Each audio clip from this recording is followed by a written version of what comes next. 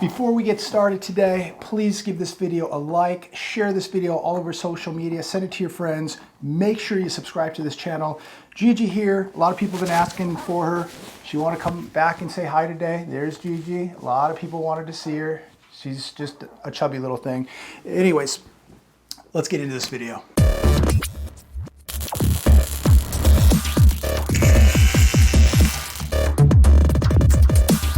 I want to recap a little bit of what has transpired today. I want to talk about these markets. We'll talk about what's happening globally, what's happening economically. Dow Jones up 153 points today.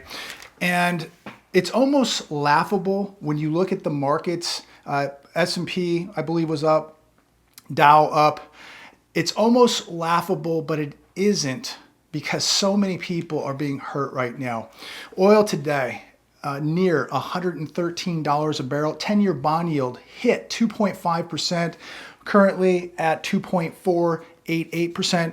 A Saudi pipeline got hit by a missile today. More uncertainty and more escalation in Eastern Europe, more inflation, yet Dow Jones up 153 points today.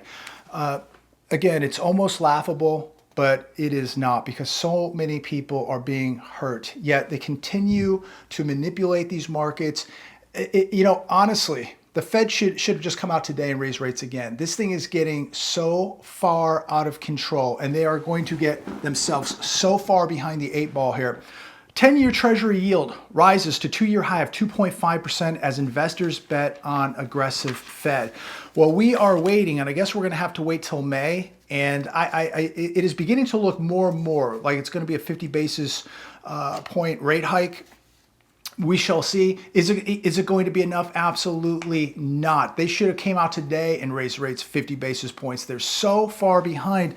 And what people don't really understand is they are going to continue to be hurt by this inflation, by the devaluation of their dollar and their purchasing power.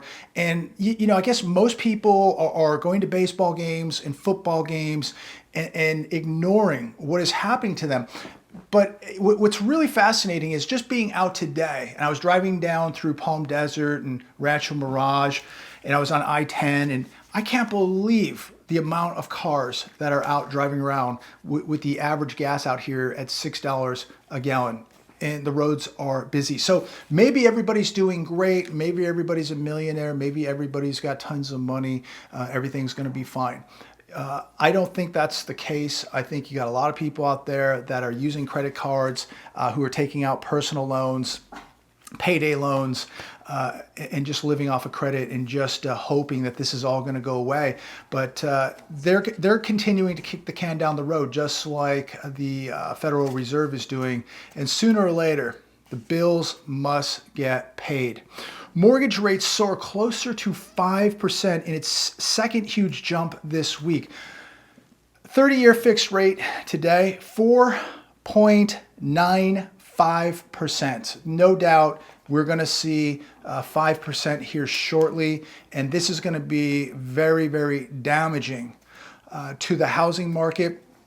And if you're in the real estate business, I highly recommend that you put a lot of money away, because you're going to see probably 3, 4, maybe 5+ years of a downturn in real estate. And if you don't have money to live off of, it's going to be very, very hard selling properties, selling houses when this market begins to really collapse. If you go back to the collapse of 2008, properties fell so far in value, and it was really REOs that were in the markets, bank-owned properties, and agents that didn't really have bank connections really didn't do any business. And so many agents, when the market collapsed last time, had no money put away, no safety net for a rainy day. And if you're in construction, if you're tied into the real estate business, you better have at least minimum 3 years of money put away, because it's going to be a very, very bumpy road. And I think it's going to be more than 3 years before it comes back. Pending home sales sink in February, getting a grim tone as housing market enters key spring season. This on CNBC today. Existing home sales fell 4.1% in February from January, the fourth straight month of declines in pending sales. The median monthly payment on a new mortgage is now taking up a much larger share of a typical consumer's income. It jumped 8.3% in just February compared to January. People buy payments. They're not buying houses. They're not buying cars. They're buying payments. And at some point, the payments are going to be too overwhelming, and people are just going to get priced out of the housing market. Many have already been priced out. We're not at 2.65 or 2.7% any longer, ladies and gentlemen, and we certainly aren't in Kansas any longer. We're now closing it at 5%. Last time this whole thing imploded, where were we at? About 6%? Is that's the number that really began to trigger things? We're getting very, very close to that. No doubt we're going to be well beyond 5% this summer, in my humble opinion. Maybe a miracle will take place. University of Michigan sentiment slumps further in March. Inflation expectations at 41-year high. If we go back to how they calculated inflation back in the 80s, early 90s, this would be record all-time inflation right now. U.S. consumer sentiment is at the lowest it has been in 10 years, and it is going to go lower. Another article today coming from The Hedge. The president casually says food shortage going to be real. Take this for what it's worth.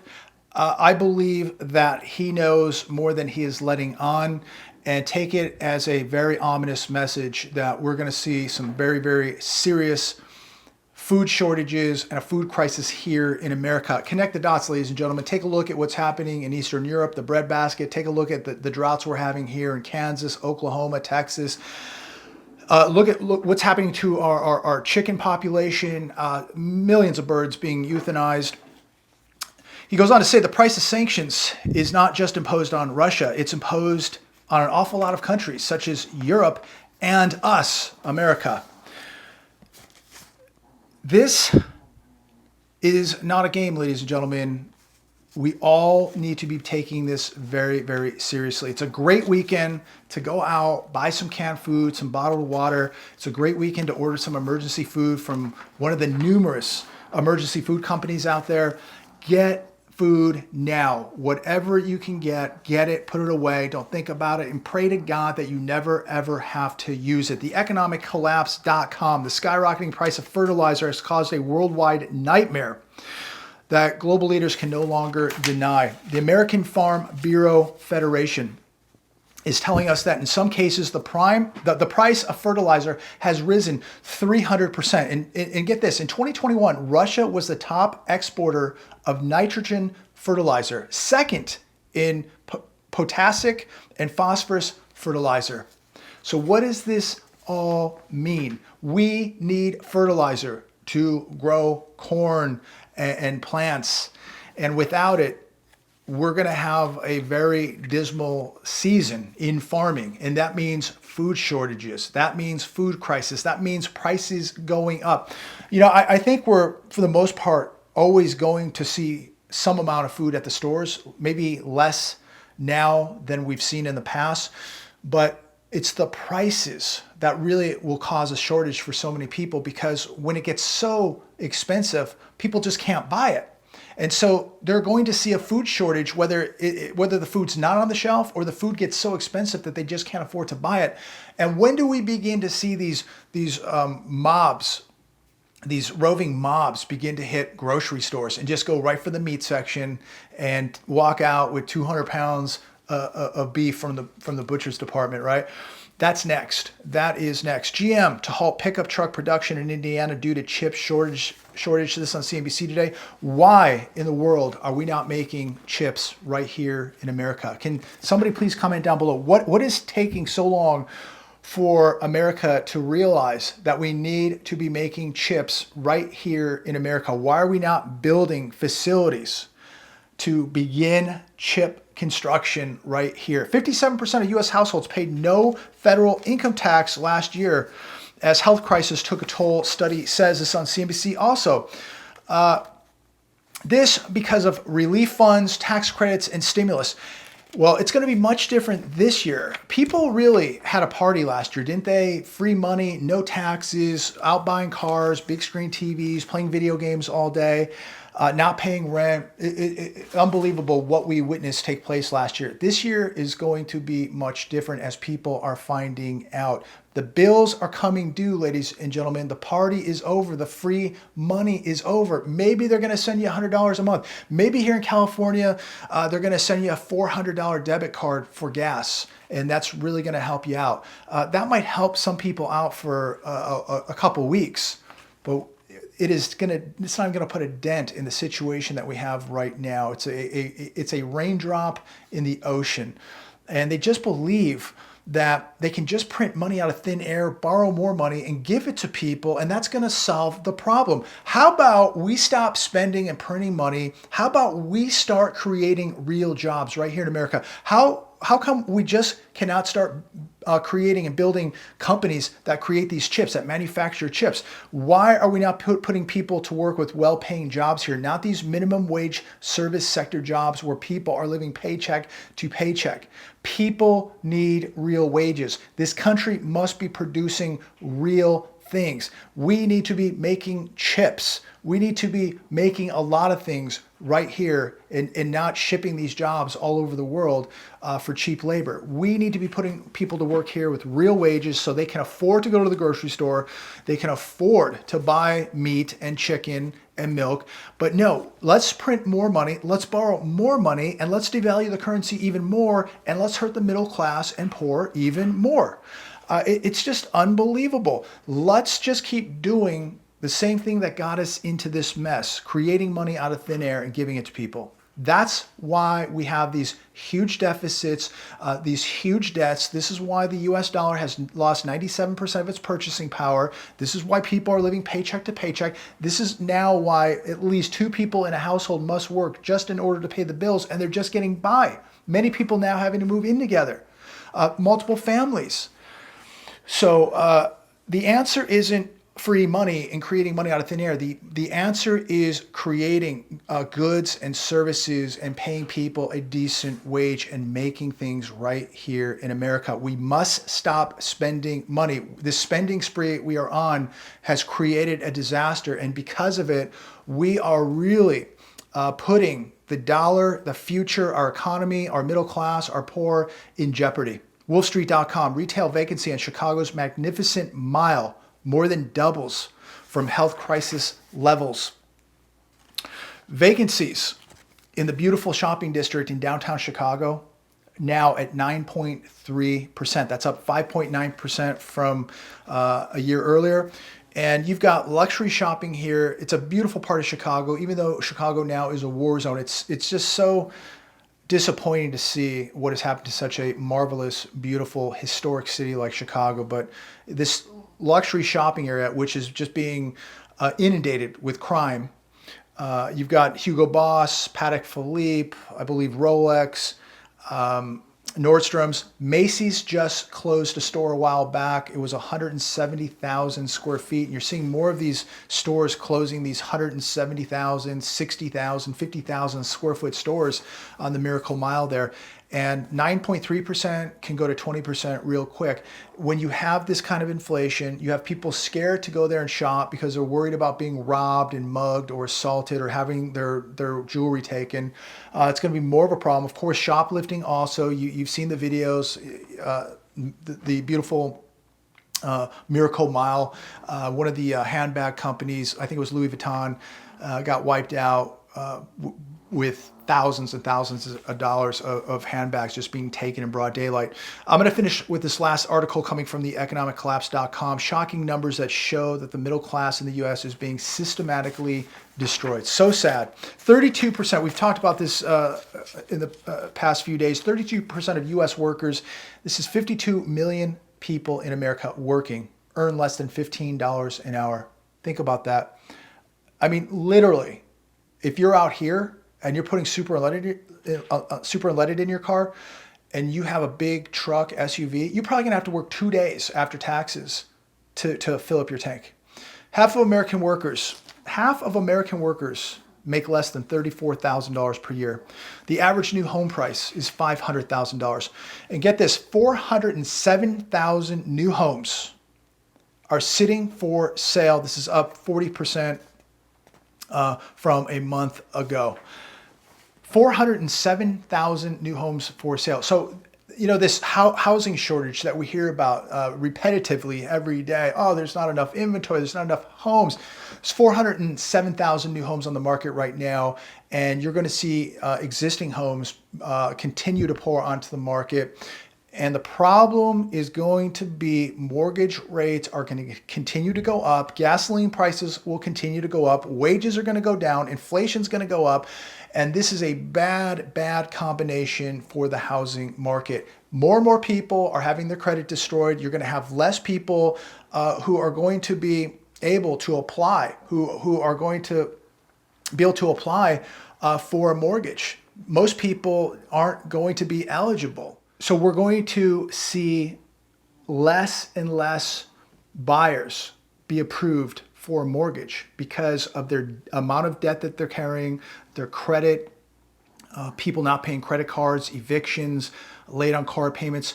We're going to find that more and more people are going to be denied for mortgages and that there are going to be less people qualified in getting approved for a mortgage. National gas average exceeds $4 per gallon. If you're making less than $34,000 a year, you're being crushed. Food prices not coming down anytime soon. In fact, I think they're going to go up much higher. Half the country that is not working is surviving on less than $34,000 a year. This is absolutely financial suicide, ladies and gentlemen. The average worker now is in very, very big trouble. And we have yet to really see something big happen. We're going to see some big events happening, I believe, really beginning this summer. We have so much happening in Eastern Europe, sanctions taking place. Don't think for a second that there are not going to be consequences and ramifications taking place right here in the US because of what's happening over in Eastern Europe and these sanctions. There's a lot of talk that Russia is just going to default on a lot of debt. You've got this whole crisis in China with these massive housing development companies. Massive, crazy inflation running wild here. Interest rates going up. Mortgage rates going up, wages going down.